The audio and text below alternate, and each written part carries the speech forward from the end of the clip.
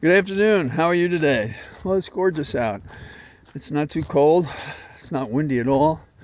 And the sun is out. And I'm giving myself a little reward because I'm coming out earlier than usual. The news today, the banner headline on the New York Times was about war. And the war that we're talking about is the war with the Houthis, the militia in Yemen, and that we've engaged them. And it's a little bit of a concern because it feels like the expansion of what's going on in Israel and Gaza. And we now have additional players involved. The Brits are involved, Netherlands is involved, Australia is involved, Canada is involved. And so it's getting very dangerous to believe we can avoid the expansion of the war. And there are people, from our side that I guess are trying to limit the war, but it doesn't seem like we're making much headway. The same time that this war is going on with the danger of expansion, there are hearings going on in The Hague. And as I speak to you, Israel today is defending its efforts in Gaza, and they've been accused of war crimes by a delegation from South Africa. And I haven't heard any of the testimony, but I hear it's a pretty grim and depressing affair. There appears to be the kind of hard decisions that get regions and the whole world involved in a calamity. And so let's hope we can pull back from this. Every day we seem to inch toward a larger war than we have presently. So I don't know that everybody's trying to end this war. So that's our problems there.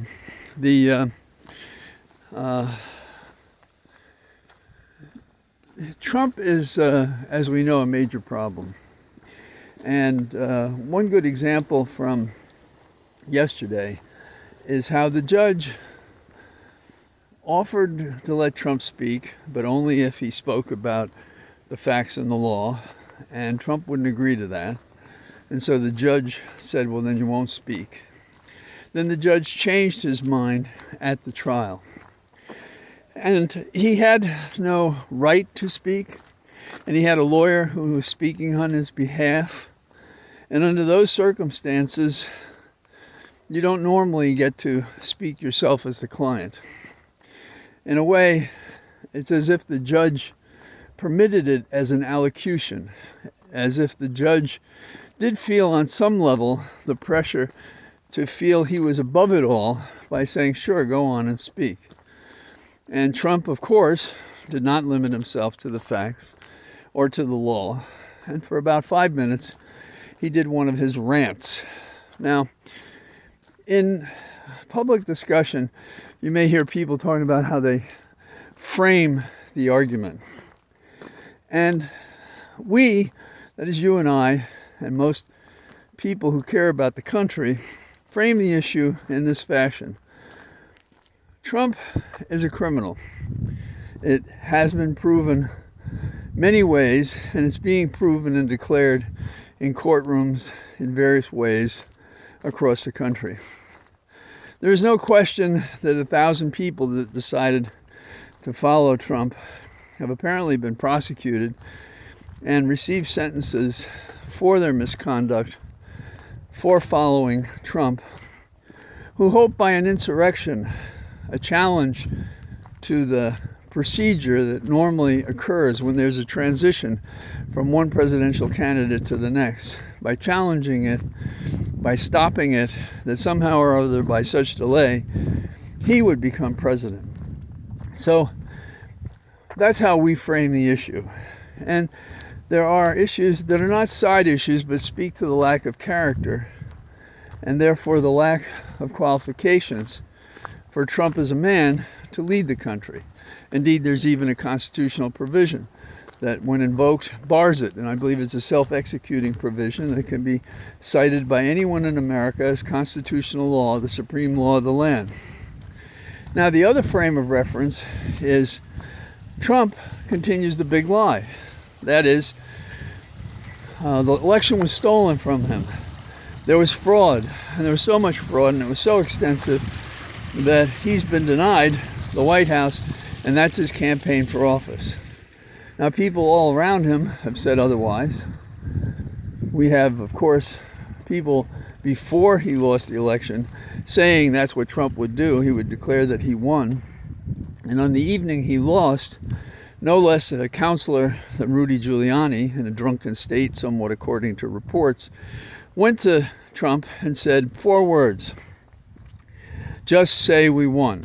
And that's been the strategy ever since. And it's been a test in Republican circles whether or not a Republican candidate will get support if they buy this swill and repeat it themselves as if it were true.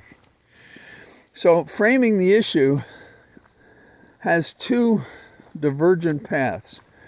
There's the one in which common sense prevails, the reality of what your eyes have seen and your ears have heard and people have admitted.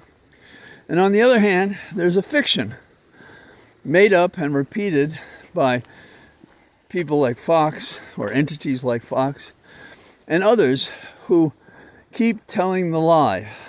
And it takes us back to Barr at one point said, it matters who tells the history after the fact. And that's an old saying by another dictator. So when the judge yesterday decided to be gracious, expecting anything approximating a response by Trump in conformance with the limitations the judge put on this license to speak when others would not, we get headlines today about how Trump struck out rather than the full story, at least as the lead in the headline. I don't know what we have to do to have seminars to teach judges and public officials that the rules are there for a purpose. And the human reaction, to be fair, is guided and should be guided by what the practice is. Because we established that independent of the person who considers himself above the law, as the way that these things are handled. Now we have commentators saying they've never seen such a thing as what the judge did. Well, that's not exactly true. If you go pro se, that means you act on behalf of yourself. You might be in that position. If his lawyers quit right at that critical moment in a civil or criminal case, then he might get to speak. Maybe the lawyers wanted him to say the crazy stuff that he did because he wanted that headline. He wanted that to be the frame of reference for all Americans to believe that that's what's going on. And we're going to lose this fight to the liars if we don't stop ignoring the process, procedures, the constitutional provisions, and all the practices we've had in the past in situations similar, if not exactly like this one. And so we are contributing. We are a part of his strategy to take over the nation and to do exactly what he says he's going to do. A dictator on day one, and every day afterwards until there are no elections in this country, there are appointments by fiat by a man who has no soul and has no care for anybody in the world but himself, like all dictators. So that's one thing. Now, there are a couple of parallels in the media today that are disconcerting. One is that the United States says Gaza is approaching and in fear of famine, I think as early as February. And I suppose we're going to try to help, but we haven't had much success to date. It's always been a struggle to help those people, particularly civilians, and particularly women and children. Now, as we're talking about what's happening in Gaza, there are also reports from our agricultural department that says millions of women and children are going to go hungry if we don't increase the amount of funds for women and children who need Food. You know, it is hard to believe that we could condemn and report on the misconduct of other nation states and ourselves fail to keep track of what's going on in our own nation. And while we're at it, I've been interested in it because I spent a fair amount of time, both as a prosecutor and a criminal defense lawyer, marching around courtrooms and hallways, talking about how do we get anything that's a facsimile of justice in a particular case. Now I'm thinking of Ronnie Long, who's 68 and spent 44 years of his life wrongly convicted and only now released. And the good news is he just got a $25 million settlement. But what is the price on a lost life? What is the price on the illness that compromises the remainder of your life? I understand correctly, as cancer. What do you do with $25 million when you've had nothing? When you've had no life? Yet we convict innocent people in our courtrooms every day. And if you want to play a game of probabilities, take a person who has less funds, take a person of color, take a crime that's occurred in a bad neighborhood, add into that cops that just know this person did it, prosecutors who withhold information, add to that we overcharge. Somebody committed one crime, we'll charge 5 to encourage them to plead guilty to 1, whether or not they did it. Get that case out of the courthouse because we know that's the guy. And then we insist on sentences that eclipse any sense of fair play or justice. If somebody should get probation, we want a year. If a year kind of makes sense because that's what some others have gotten, make it 5 or 10 years. And that's the sadness of justice in America. You would think at this point in time, when we see so much delay by Trump, and I understand delay makes sense. When the government gets to throw its snowballs at us, we need time to analyze in a decent criminal case whether or not what they're saying is justified. And so they want to rush to judgment, and we fairly need time in order to analyze it. But Trump asked for too much, and he's getting too much because he's being allowed to frame even the process side of this argument. Like if he doesn't get what he wants, you're being unfair to a presidential candidate who tried to steal the office the last time, should be barred from this time, and is going about his way trying to get into an office to pardon himself for the crimes he's committed along the way to this second effort. So that's where we stand. Justice delayed. And justice is delayed for Ronnie Long, and justice is delayed Trump. 2 different cases, 2 different outcomes. One, the delay was so great and so unfair that it was manifest injustice. In Trump's case, so much delay to his advantage is considered fair by some. We want this to be beyond reproach. We're playing with 2 different set of rules. Trump's rules are win at any cost.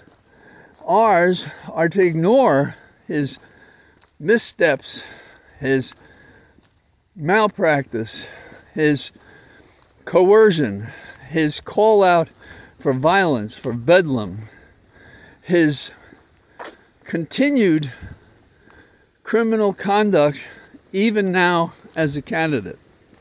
So anyhow, that's enough about that. Hunter Biden, as we know, went up to the Hill. And since that time, I believe today, Abby Lowell has asked the Judiciary Committee or the Oversight Committee to reconsider its subpoenas because at least one of them was issued before the authority was voted to issue subpoenas. I've wondered how a person who is under indictment and has approaching criminal trials would agree to appear and testify anywhere unless to take the Fifth Amendment, because why risk compromising a good defense against these cases to make a political point on the Hill? And who wants to trust Garland won't prosecute Hunter Biden if a vote of contempt is made by the Hill? Interesting. Finally, in the category of gossip almost, we have, as you know, Fani Willis in Georgia, the prosecutor of the RICO case against Trump and others, being subpoenaed by Jocelyn Wade, who is the wife of Nathan Wade, and one of the defendants in that case has claimed that the two of them are having an affair, and the subpoena that's issued is not issued in the criminal case. It's issued in a divorce proceeding involving Jocelyn and Nathan. Now, I still don't think it matters to the criminal case, and I'm not sure there's any declaration that creates a problem, but we'll find out. They're going to file papers. That is, the Georgia prosecution is going to file papers, and we'll see what they say there. So that's what I got today. I have a bunch of things going on. I hope you're well, and I say I'll see you tomorrow, all things being equal, in the Cathedral of Trees. All the best. Bye-bye.